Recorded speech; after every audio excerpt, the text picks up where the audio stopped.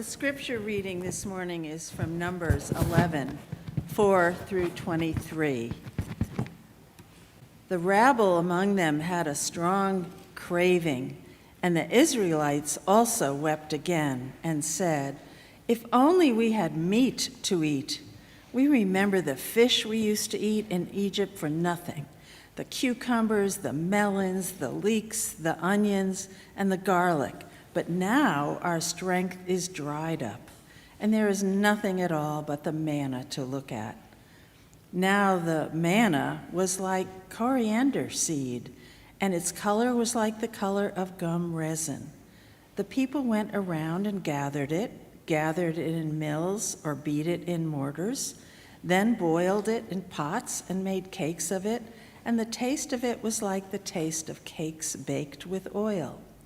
When the dew fell on the camp in the night, the manna would fall with it.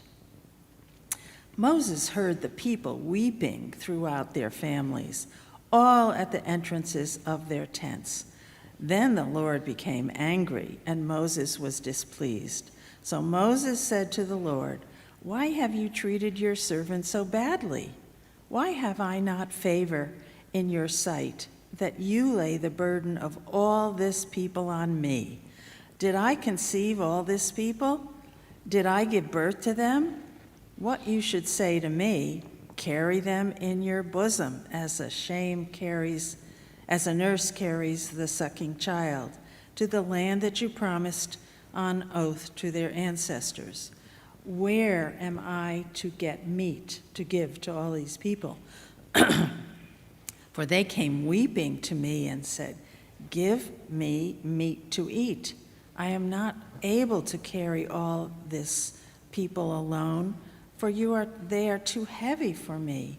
If this is one way you are going to treat me, put me to death at once. I have found favor in your sight, and do not let me see my misery." So the Lord said to Moses, "Gather for 70 of the elders of Israel, whom you know to be elders of the people and officers over them. Bring them to the tent of meeting and have them take their place there with you. I will come down and talk with you there, and I will take some of the Spirit that is on you and put it on them. And they shall bear the burden of the people along with you, so that you will not bear it all by yourself. And say to the people, concentrate yourselves for tomorrow, and you shall eat meat, for you have wailed in the hearing of the Lord, saying, if only we had meat to eat. Surely it was better for us in Egypt. Therefore, the Lord will give you meat, and you that eat, and you shall eat not only 1 day, or 2 days, or 5 days, or 10 days, or 20 days, but for a whole month, until it comes out of your nostrils and becomes loathsome to you, because you have rejected the Lord who is among you, and have walked before you, saying, why did we ever leave Egypt? But Moses said, the people I am with number 600,000 on foot, and you say, I will give them meat, and that they may eat for a whole month? And are there enough flocks and herds to slaughter for them? And is there enough fish in the sea to catch for them? The Lord said to Moses, is the Lord's power limited? So here ends the reading. Thanks be to God.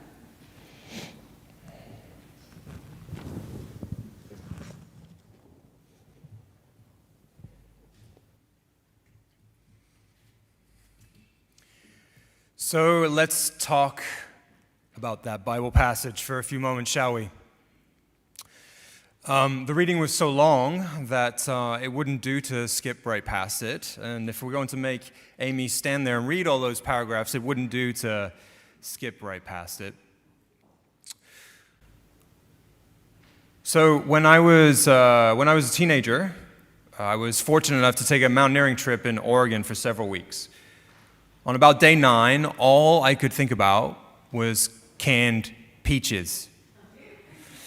I fantasized over the smooth texture, that kind of syrup that, whatever it is, was spilling out of my mouth. Chewing, you know how they're smooth on the outside and a little rough in the middle when they've been cut. I spent hours meditating on canned peaches. And the thing is, I don't even like canned peaches that much. No offense if you're heir to a canned peach fortune or you work for the canned peach lobby. I just needed some vitamins. So the Israelites were wandering in the desert. They're salivating. They're walking all day. It's hot and it's dry. It's so arid. And they've got something to eat, something that God, the story says, is providing for them. But it's not that great. Starting in verse 7, the author goes out of their way to let you know that it's not that great. It was like coriander seed and the color of resin, and they made cakes of it that had the taste of cakes. I love that description. They made cakes from it and it had the taste of cakes. It tasted exactly like you think it would taste. In other words, it's like an ancient version of a saltine. It tastes how it looks, and it doesn't look all that hot. Nobody picks up a saltine and goes, "Oh, wow, this has unexpected notes of savory and sweet." No, it looks like crumbly cardboard. That's how it tastes. Apologies if you work for the saltine lobby. Anyway, what they have tastes like it tastes, which isn't very good, and they're imagining in the desert as they wander and as they walk. They're imagining leeks and onions, a veritable pantry of food, a larder that is stocked, overflowing, and it's free. Don't you know it was all free? The fish, it was all free. They practically jumped out of the water and landed on your plate cooked. And there was protein and vegetables and minerals and vitamins, and everything was fantastic, and nobody ever had a sniffle or a headache. And what doesn't seem to now be mentioned is that when everything was absolutely amazing in the land of plenty, is that the people who were doing all this complaining were enslaved. Now, everything stinks. The manna, the lack of dietary variety, is a setback. A temporary one. Although the amount of time they wander in the desert is considerable, you can see this one both ways, I suppose. They're grumbling because they're hungry, understandable. God's annoyed because they're free, and they're grumbling because they're desirous of some other kind of food. God is, in this story, annoyed because if there's anything that God appears to desire in the book of Numbers more than any other thing is that people are free, of course. This is a story that gets played out over and over and over again. There are many forms of exodus throughout the ages. I heard about this over the past summer, that priests in Guatemala in the 70s and 80s and 90s taught the farmers and peasants that if God desired anything at all for them, it was for them to be free and to farm their own land without living in perpetual indentured servitude. I sat in a classroom in Evanston, Illinois, in seminary 20 years ago and learned about liberation theology. But this is a thing that people actually live. Because at our core, we believe in freedom and freedom of choice and freedom to farm your ancestral lands and these sorts of things. Or so we hope.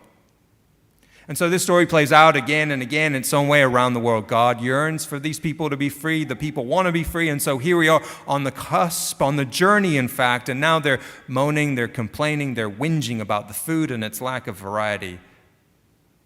So Moses, in response, says or asks, "Why have you treated me so badly?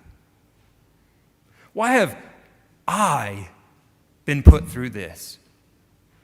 We remember in the Torah that if there's one thing we might remember about the story of the fall in the Garden of Eden, it's that the word "I" does not appear before the fall, before the tasting of the fruit, but the word "I" appears constantly afterwards. So Moses now takes the fate of thousands, he's surrounded by thousands of people, and asks, "What have you done to me? Why have I deserved this? Where am I supposed to get food for all these people? What do you want from me?" And God's response, you could argue, smacks of petulance. right? Oh, you want meat? You want meat? There'll be so much meat you don't know what to do with it. It'll be coming out of your nostrils. You're complaining about being free. You're complaining about emancipation. Let's see what else you want to complain about. And so Moses doubles down on the gripes and the doubts and the bewilderment at his own predicament. Meat coming out of our nostrils? Are you serious? That much meat? Do you even know how many people are here? So some of you may find the idea of Moses, an individual person, having an actual conversation, a dialogue, a fireside chat, a discussion partner with God. This characterization does not fully comport with your sense of who or what God is. But if you are actually having this conversation and God, the creator of the universe, says that God will give you so much meat that it's going to come out of your nostrils, I don't know what the appropriate answer is, but it probably isn't. Do you know how many people are here? You're talking to the creator of the universe. Your response probably shouldn't be, can you even count this high? The response is one born out of an inability to reckon with such an abundance. The volume of blessing is such that Moses cannot possibly wrap his mind around it. His mind has been knocked offline. He isn't thinking because it turns out that in the face of an abundance, most of us can't think properly. Human beings in general don't know what to do in the face of abundance. We end up talking nonsense, thinking nonsense. Our brains get knocked offline. Freedom and choice appear to go hand in hand. What does freedom look like? Well, the more choices I have, the freer I feel, the more power I have. Until you get to a place where an abundance can actually cause an overload, a retreat, a form of mental paralysis. Where in fact we wanted lots of choices, we can get to a place where too many choices causes us to experience issues. There is a reason that someone can go into a store intent on buying something and end up leaving empty-handed and feeling frustrated. Too much choice, too much of an abundance is actually an erosion of freedom. It feels constricting. The other night before I went to bed, I picked up some reading material, as you do, and I leaned over to my bedside table and I happened to pick up a paper entitled Choice Overload Reduces Neural Signatures of Choice Set Value in Dorsal Striatum and Anterior Cingulate Cortex. As you do. The paper asserts that when giving people 6 or 12 or 24 choices around a particular task, object, or outcome, the human brain assesses different sets of options and then weighs these options against the cost of making a decision in the first place. Tons and tons of mini calculations weighing the reward against the cost of having to choose. The cost being the time and energy spent choosing one thing over another. Too few options and that feels constricting. When it's mana or nothing, that feels terrible. That sounds like a terrible calculation. And there's a lot of energy wasted feeling frustrated by such limited options. And our kinds of problems? 70 toothpastes? How am I supposed to pick from 70 different kinds of toothpaste? 214 kinds of shampoo? You'd go to Fairway, rest in peace, Fairway on Route 46. You'd go for fruit and coffee and spend either a week's salary or come away empty-handed. There is a cost, a human cost, to making a choice from an abundance. Our brains don't know what to do with an abundance. So the paper authors wrote that out of 6, 12, and 24 options, humans often do best when having 12 rather than 6 or 24, a sweet spot for options and costs of decision making. Of course, 12 is not a magic number. An optimal number of choices for our brain depends on many factors, the authors say, such as the context, personal characteristics, types of products we choose, and so on. Critically, this is a direct quote from a real scientist, we found that when a preferred alternative was added to the choice set, the human brain was automatically able to handle more alternatives and not feel overwhelmed.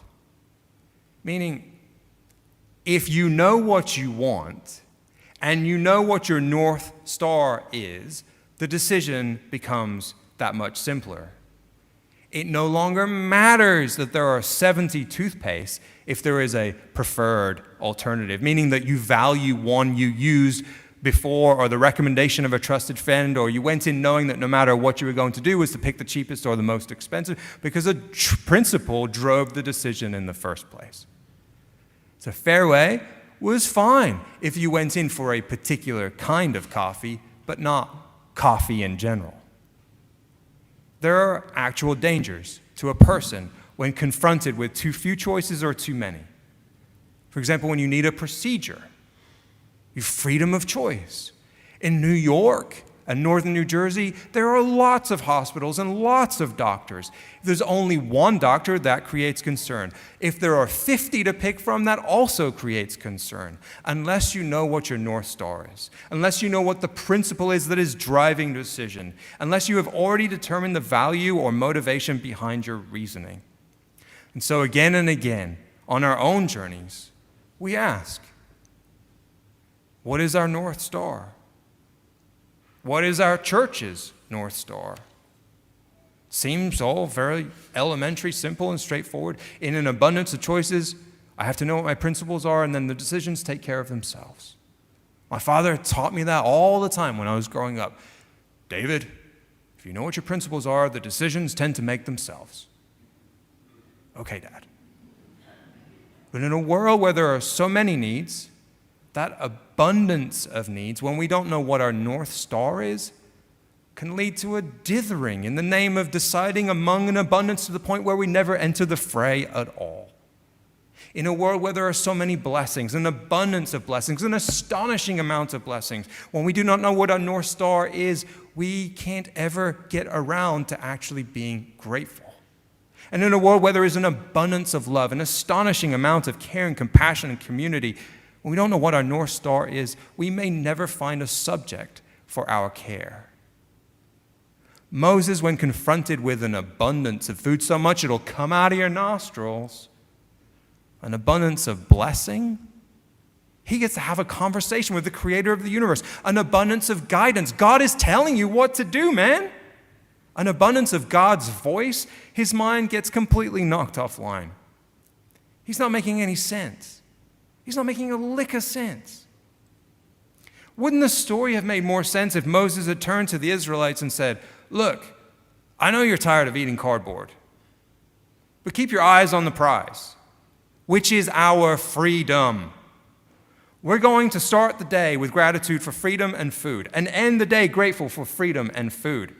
Keep your eye on the prize, on that North Star, on that overarching goal, our reason for being. Now let's eat and move forward in gratitude. But that story would never have made it into the Bible. Peace be with you.